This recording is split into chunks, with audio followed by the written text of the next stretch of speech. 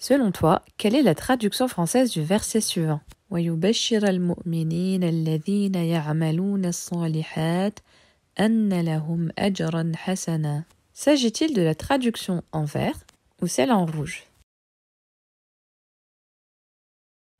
Il s'agit de la traduction en vert, pour annoncer aux croyants qui font de bonnes œuvres qu'il y aura pour eux une belle récompense. Lorsqu'on lit la traduction d'un verset, on comprend son sens global, mais on ne sait pas à quoi correspond chaque mot, ce qui ne nous aide pas à progresser dans notre compréhension de l'arabe littéraire. Alors analysons ensemble la traduction plus en détail pour que tu puisses commencer à progresser dès maintenant.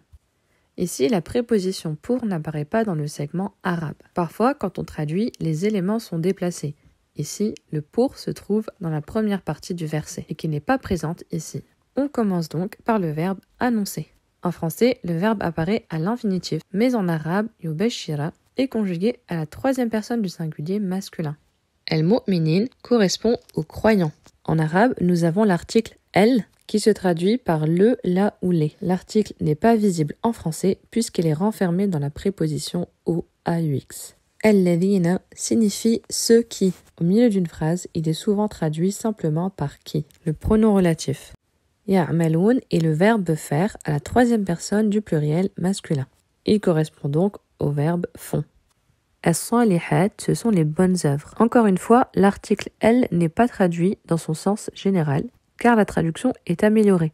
On ne dit pas faire les bonnes œuvres, mais faire de bonnes œuvres. Tandis qu'en arabe, ce n'est pas dérangeant d'utiliser l'article défini. Anna se traduit par que.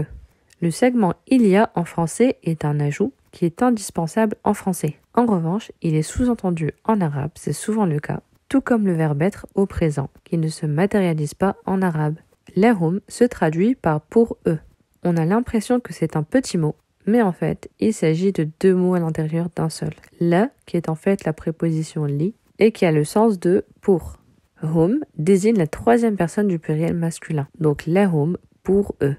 Ajran est une récompense. En arabe, l'article indéfini un ou une, ou même des, ne se place pas avant le mot, mais à la fin de celui-ci. En effet, lorsqu'un mot se termine par une double voyelle, cela veut dire qu'il est indéfini et qu'il faudra l'accompagner d'articles comme un, une ou des. Enfin, hasanan est l'adjectif qui qualifie ajran. Ils ont donc naturellement la même terminaison en an. Ce segment correspond à belle en français. Si l'analyse linguistique de versets du Coran t'intéresse, alors viens vite profiter toi aussi de la promotion du moment, ta formation pour comprendre l'arabe à partir de supports en lien avec la religion est en ce moment au prix de 39,99 €. Il ne s'agit pas d'un abonnement, mais d'un paiement unique et aucune contrainte horaire. Tu reçois les 24 vidéos sur ton espace de formation et tu suis les cours quand tu veux. Et bien sûr, je reste disponible pour répondre à tes questions. Alors rejoins vite mon canal Telegram pour bénéficier de la réduction. Le lien de mon canal se trouve dans ma bio. En attendant, n'oublie pas de liker, commenter et partager la vidéo. Et à très vite, Inch'Allah.